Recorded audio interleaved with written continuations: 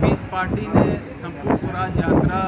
पूरे उत्तर प्रदेश में आयोजित की है और आज आपके जनपद बाराबंकी में पहुंची है। इसका मुख्य उद्देश्य ये है कि जो उत्तर प्रदेश में जो भाजपा का कुशासन रहा है और इससे पहले की जो सरकारें रही हैं, चाहे वो सपा की या बसपा की रही हैं, और उसमें जो अराजकता का माहौल रहा है, उन सबसे उत्तर प्रदेश में एक विकल्प देने के लिए पीस पार्टी आई है और विकल्प के रूप में पीस पार्टी को स्थापित करने के लिए संपूर्ण स्वराज यात्रा आज आपके जनपद में पहुंची है। अभी पीस पार्टी के पास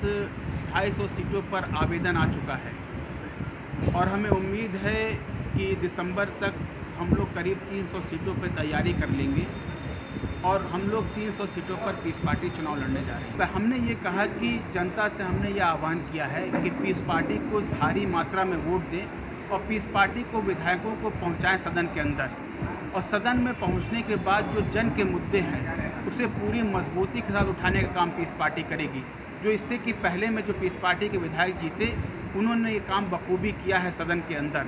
अगर हम लोग सरकार में शामिल होते हैं तो वैसी नीतियां बनाएंगे जिससे जो हमारा जो शोषित वर्ग है, पीड़ित वर्ग है, उपेक्षित वर्ग है, सबके लिए काम कर सके, ऐसी सरकार बनाने का पीस पार्टी काम करेगी।